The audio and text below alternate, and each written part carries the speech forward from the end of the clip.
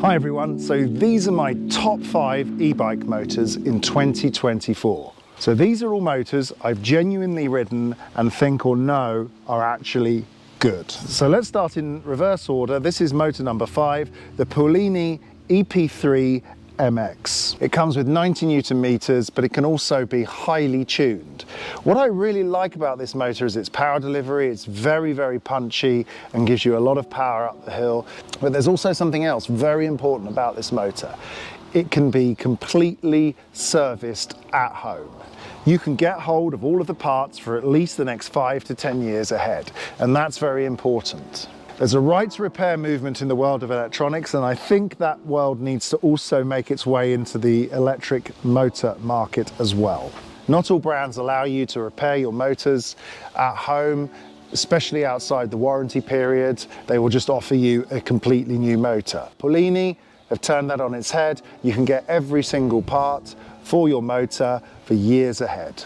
The electronics are also pretty good. If you're very lucky, you can get to be able to use what they call the lights on mode, and if you're on an off-road place which is not public, you can use this in a supercharged, super powerful mode, which is okay. Number 4, the SRAM e-bike motor. Now lots of people would to say to you, well, it's just a bros motor that's been reconfigured. Yes, that's true, but at the same time, this motor is not just about being a motor, it has a fully integrated system around it, including the shifting and also a new 6-pole speed sensor. That gives you basically a very advanced system. I like their display, very simple. I just want 2 power modes and a little bit of tuning in the app. That's enough for me. I like the ability to have coast shift. Start again. It's shifted again for me. Let's keep going. I stopped, take the sharp corner. Bike's ready to go. You're totally unaware what it's doing. You can hear it sometimes, but basically you just leave it and you don't worry about it. Which means you can shift that motor when you want, and it will shift the gears accordingly if you're using the SRAM T-type system. Definitely a cool motor. Battery life is good. It's very smooth. The basis of this motor has been on the market for a while, so all the bugs have been ironed out, and this thing is super reliable now, and definitely one of my top picks to have on an e-bike.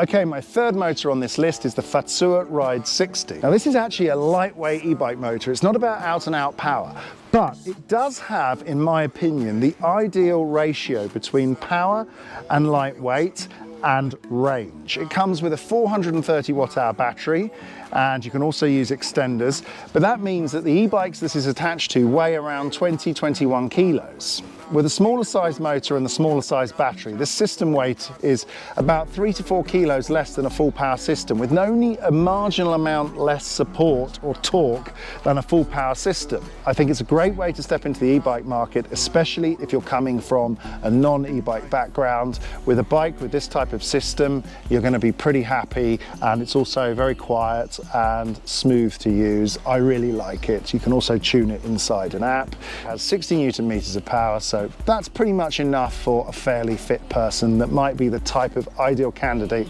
for this motor system. Right, number 2 in this whole setup is the Shimano EP801. So here we are. This is the bike that's got this motor on that I've been riding recently. It's got the EP801 in almost its full bling version. It's got the auto shift on it. It's not the link drive, and a link drive system would have a slightly thicker chain and 11 speeds, which means it would be a little bit more of a robust system.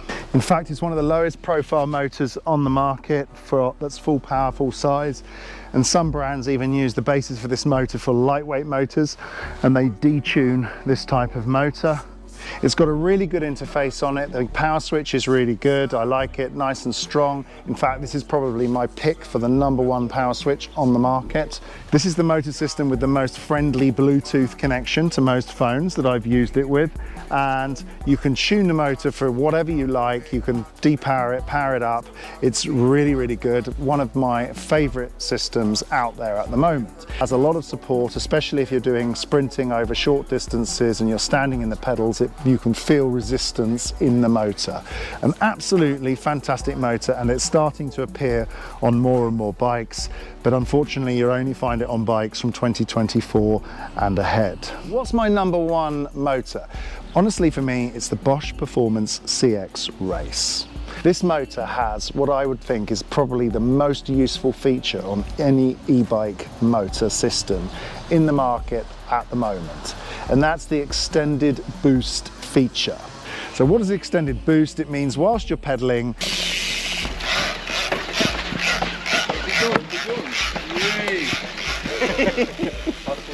wow, that's not possible with other motors. You can knock the pedal forward without doing a complete pedal stroke. It will spin the motor up, drive you forward a bit, and give you a little bit of extra power in many different conditions. The great thing about the Bosch system is it's super reliable with the electronics. You have a vast array of displays and control types possible with it. You can also find a full service with this motor all over the world. It's exceptionally well supported by all of the brands as well. That brings me to the biggest problem with this motor system is the cost.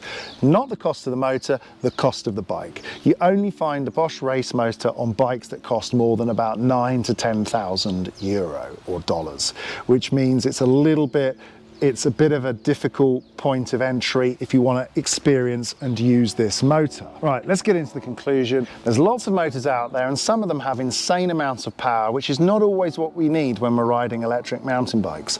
For example, another one of my favorites but didn't make it in the top list is the Sachs RS. 112? Yeah. 112? That's how many Newton meters this motor has. The Sachs RS is very powerful, a lot of fun, and gives you a lot of control on uphills in some very difficult conditions. But it's got so much power that you actually find yourself braking uphill. If you've got one of those bikes out there with this motor, then again, I don't have one, so you're very, very lucky. Okay, don't forget to like and subscribe and leave a comment below. Tell me about what your favorite motors are, and we'll see you on the next video. Bye.